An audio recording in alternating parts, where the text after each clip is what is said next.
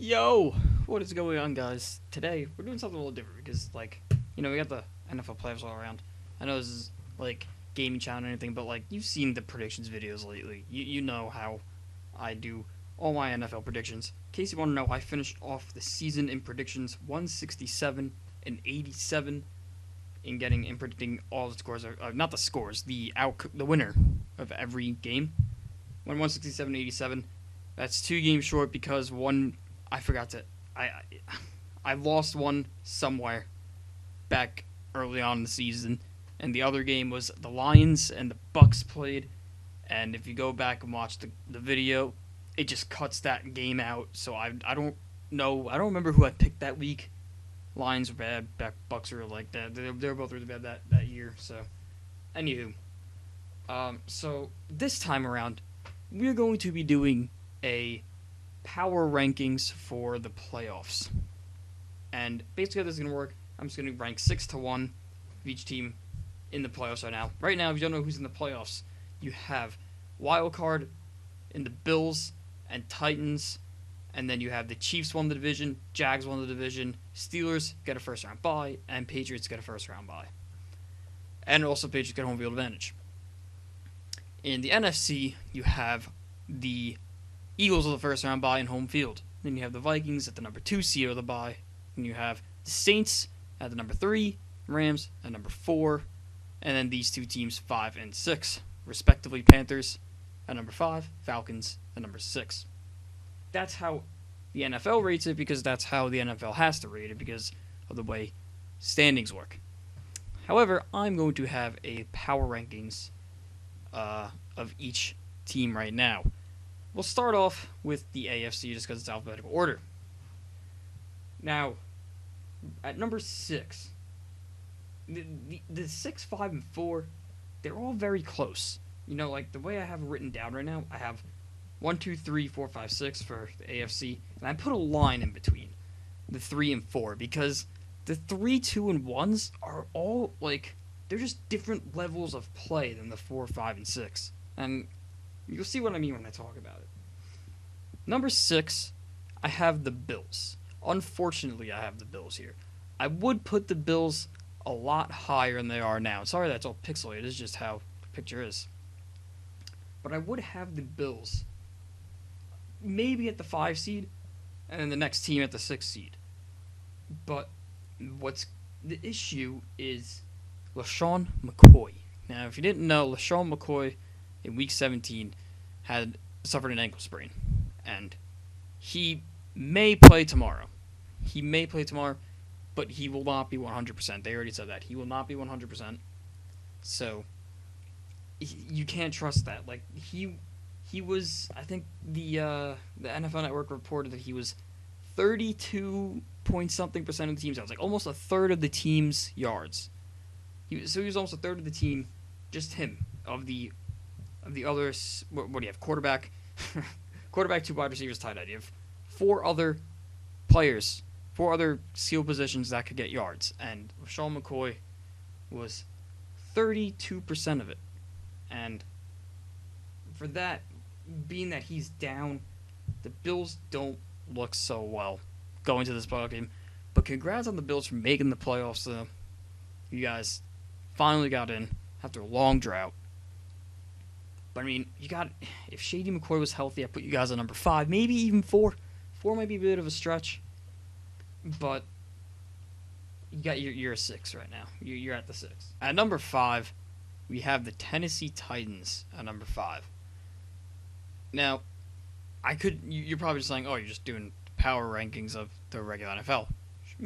Maybe we're probably doing that, but again, I'd put the Titans at the 4, and then the next team at the 5 if DeMarco Murray wasn't out. It's almost the same situation.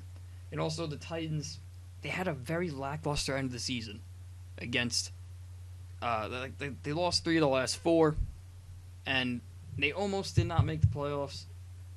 They played the Jaguars Week 17 and got in, but the Jaguars were already clinched 3 seed, so there wasn't really much for them to play for.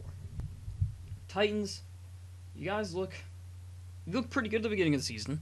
You looked really good middle of the season, but it was towards that final stretch that, well, for my eyes, you guys didn't really perform as well.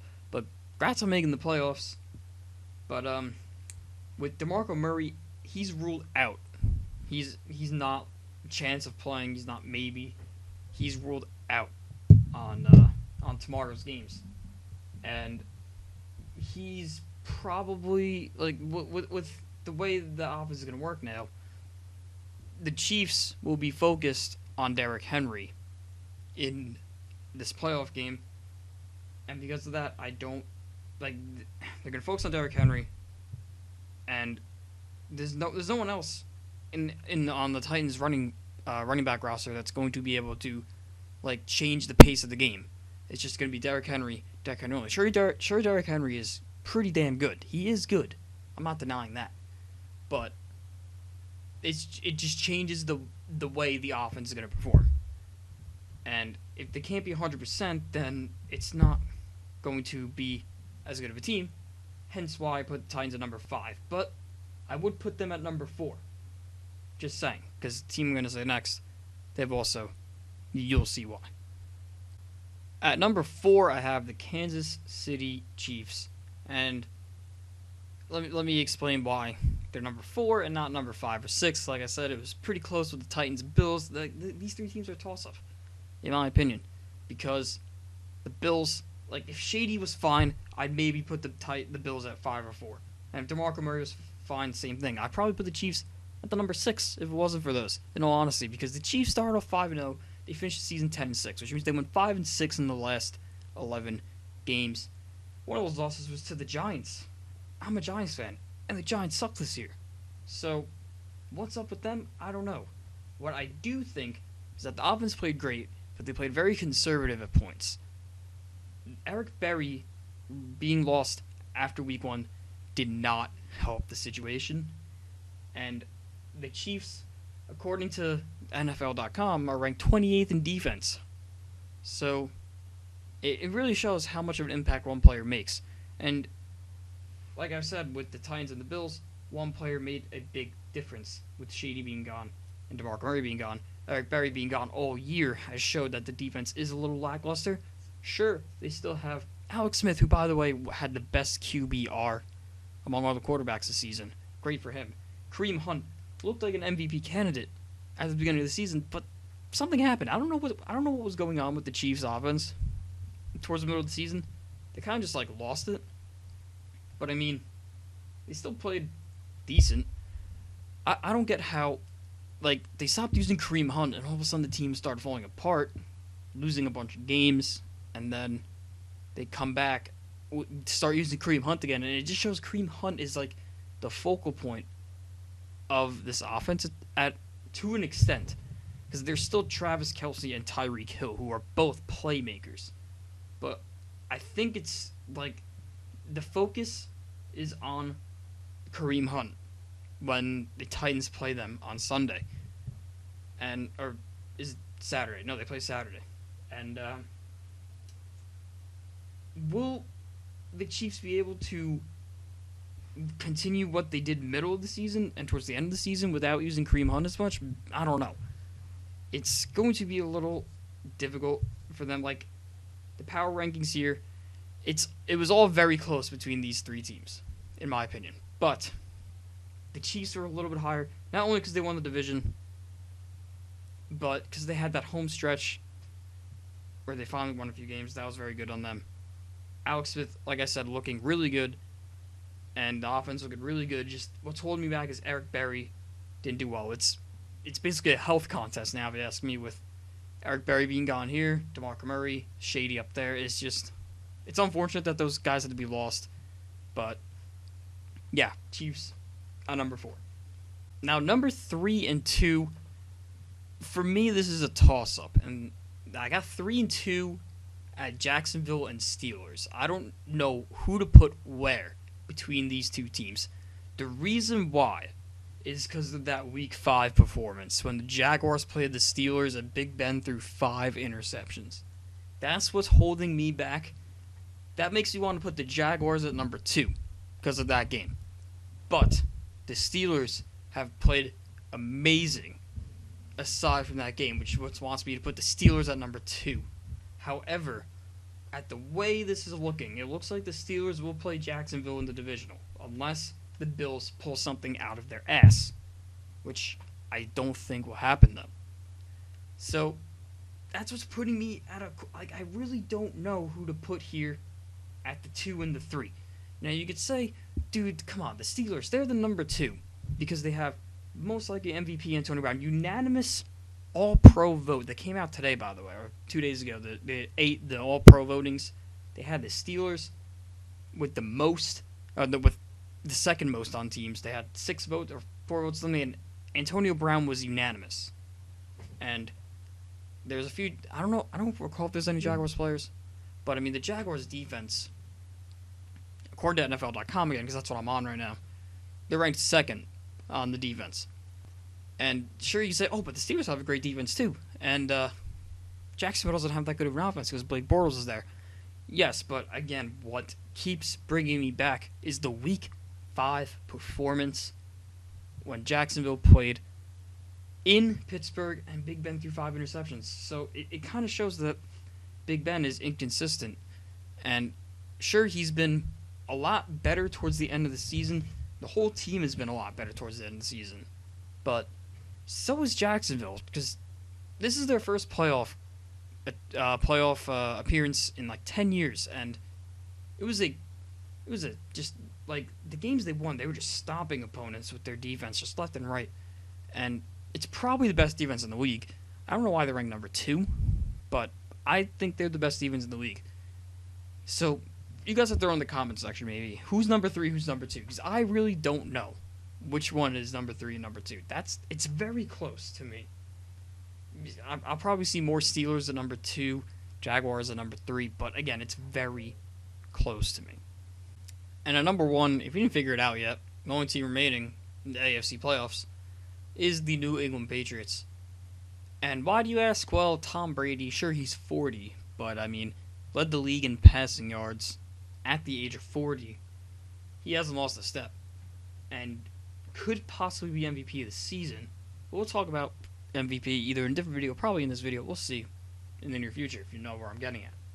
But the Patriots haven't lost a step. Their defense played a little lackluster at the beginning of the year, but they are back. They are back on top.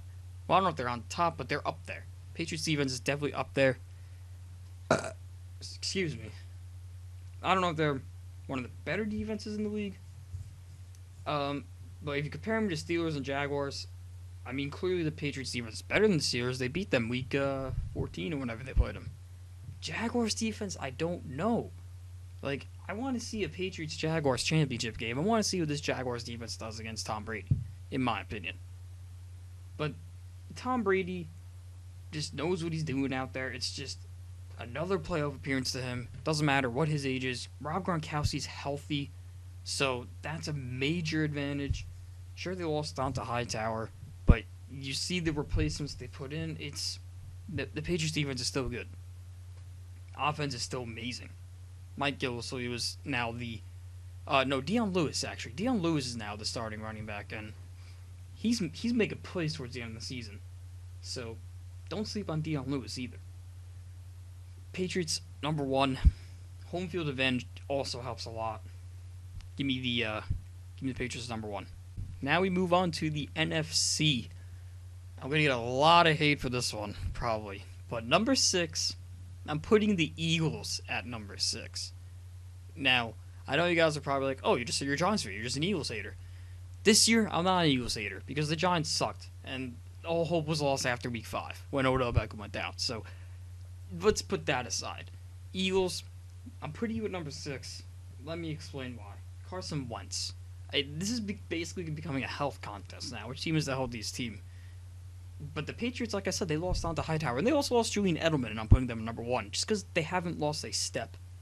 Eagles, though, you lost Carson Wentz, and clearly he plays all 16 games. He's the MVP of the season. He's probably still going to get some votes, too, in my opinion. He probably might get a vote or two. But the offense without him, Nick Foles, is really lackluster.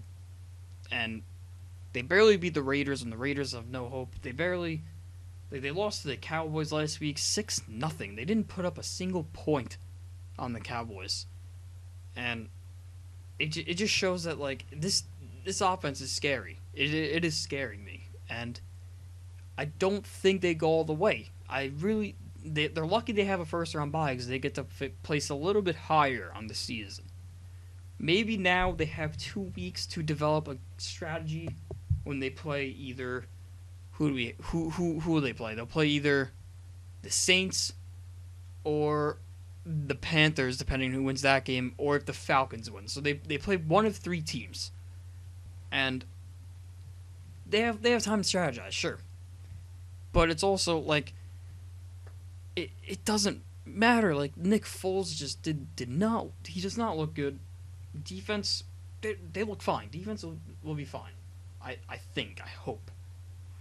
I'm not sure though, because again, what's holding me back is just how much the offense is lacked without Carson Wentz, because he's just different. He's just so much different than Nick Foles. Possible MVP candidate, and he's gone. That's why he makes that much of an impact that I have to bring the Eagles all the way down to 6. I was thinking about putting him at 5 or 4, but I was thinking about it, and I'm like, they lost. They got shut out against the Cowboys, and the game meant nothing. It meant nothing for either team, sure, but it's also like they have to prove we could still play without our quarterback, kind of thing, and they couldn't. They couldn't. That's why I have the Eagles in number 6. For 5, I have the Atlanta Falcons, and let me just say, like, this isn't a health issue for the Falcons because no one's hurt. The problem with it is that Matt Ryan declined greatly in this year, and you could say sure, it's because Kyle Shanahan's gone, and it changes their whole team around. They got to change their whole offense around. But you know what? I feel like that veterans should still know how to play the game the way they know is right, and it showed last year because Matt Ryan won MVP, and they could have kept some stuff. They could have kept some stuff from the past to now, and they really didn't. Matt Ryan threw for 20 touchdowns all year. Do you know how much Deshaun Watson threw in the 6 games he started? He threw 19. That just shows. Matt, he played twice as many games. And threw one more touchdown. I know you could think, oh, Deshaun Watson's completely different. Has Deshaun Watson won an MVP? No, he hasn't. Matt Ryan has. The Matt Ryan and Julio Jones connection just wasn't there this year. It was the whole offense declined a bit. The defense played fine. Dan Quinn is a defensive-minded coach. He was the Seattle Seahawks LOB defensive coordinator the 2 years they went to the Super Bowl, so he knows defense. And it showed last year they made it to the Super Bowl. And it showed this year because they're in the playoffs again. But the offense is a little lackluster. I mean, it's still pretty good. Devon Freeman looks pretty good. And it's still not 100% connected. But hopefully in these playoff games, they'll figure something out and could possibly win against the Rams. We'll see. Number 4, I have the Carolina Panthers at number 4. Panthers, you look good all around. There really isn't much to say. I could put you at number 3, but I'm not going to put you at number 3 or number 2. I could, but I'm not. You know why? I was looking at something on NFL Network the other day, and I could probably look it up right now. Cam Newton is very inconsistent. And I like Cam Newton. MVP of 2015. He's pretty cool. Pretty cool guy. What's holding me back is if he has one of 2 games. He either has an amazing game or his game isn't that good. Let me see if I can pull it up for you. So against the Dolphins, QB rating of 120.4. Next week against the Jets, 59.8. Against New Orleans Saints, 107.5. They lost that game, but still, good QB performance. Next week against Minnesota, 64.9. Then he played Green Bay, had a 128 QBR. And then he played the Bucks 2 weeks ago, 65.4. And then last week against the Falcons, 31.5. So he has his ups and downs. So it's kind of like, what are we going to get out of Cam Newton this week in the playoffs against the Saints? We don't know. However, their defense is really good. Luke Kuechly's really good. Thomas Davis, really good. Their secondary got a lot better than they did last year. Because last year they were bad, dude. They were bad. I think they had 2 rookie corners, and it didn't help them. Now they're in their second year. They've learned a thing or two. They're a little bit better. But this consistency of Cam Newton is going to need to be established going into this playoff game. Are we going to have the Cam Newton that averages 120 a game? Or are we going to have Cam Newton that averages 65 a game? We don't know. That we'll have to find out. Which is why I have the Panthers at number 4. Why did I put them higher than the Falcons and the Eagles? Their defense. And also, if Cam Newton has a good game. If he has a good game, this team is better than those teams. Number 3 is the New Orleans Saints. And the Saints have Alvin Kamara and Mark Ingram. There really isn't any downside with 3-2-1. These teams really don't have any downside. There may be one for the number 2, which we'll get to in a moment. But the Saints have Kamara and Ingram. And that is just unstoppable. And they have the 2 offensive and defensive rookie of the years by Kamara and Lattimore. Their defense is playing so much better than it has in the previous years with Lattimore there. Cameron Jordan also looking great because he got all pro. And the team just looks great. It looks great. But why do I have them at number 3? Well, because the number 2 team, the LA Rams, they beat the Saints in week 12. They beat them. And that's why I got to give the Rams a little higher. Because the Rams not only do they have the fact that they beat the Saints, they have 6 All-Pros. Right? I think so. 6 All-Pros. Todd Gurley leading the way, and Todd Gurley is probably the league MVP, which is pretty damn crazy. They also had Andrew Whitworth, Johnny Hecker, Greg Zerline, Farrell Cooper, and left guard Roger Saffold. That is, Todd Gurley had 2,000 yards from scrimmage, 19 total touchdowns, 13 of them rushing. Second in the rushing leaders list, and 6 receiving touchdowns is nothing to sleep on either. Jared Goff also looks really good. Sean McVay is a great coach. This whole team is turned around. And that's why I got to give them number 2, not only because they have 6 All-Pros, they're probably the best team all around. And so now why you're arguing why they're number 2 and why the other team, which I'm going to mention in a second, is number 1. I guess it's because this team, there's 1 or 2 players on this entire team that have playoff experience. And also the fact that, number 1, the Minnesota Vikings have home field advantage. Minnesota Vikings have the Super Bowl at home. Do you know how badly this team wants to play at home right now? I guarantee you this team, they're the toughest team going into the playoffs right now. Their defense is probably top 3, I would have to say. Top 3 defense. And Case Keenum looks great. I hope he gets an MVP vote or 2. I think he should be considered. And they're probably one of the best teams all around. I think what's holding them back is that quarterback problem. I know I just said Case Keenum looks great, but it should have been figured out early on. And if it was figured out early on, they probably have the home field advantage going out through the playoffs. And not only the playoffs, but in the Super Bowl as well if they make it. If they make it, everyone's going to be on their side in Minnesota. And that's the reason why I have the Vikings at number 1 over the Rams at number 2. And you're probably thinking I'm crazy putting the Rams at 2. It seems like I think I'm crazy about all this. This is just my opinions. I don't think these are facts. I don't think anything. Who knows what's going to happen? Maybe somehow Nick Foles plays like an MVP and stomps his way through everyone. Maybe the Bills have Shady rush for 895 yards despite being limited. Who knows? Maybe I'm just talking all this crap. But yeah, I think the Vikings are the number 1 team in the NFC. And the Patriots, the number 1 team in the AFC. That's just my thoughts. Let me know what you guys think about the power rankings, or what you would place your teams down below. Guys, thank you for watching. Leave a like, subscribe, do all that crazy stuff down below, and I'll see you in the next one.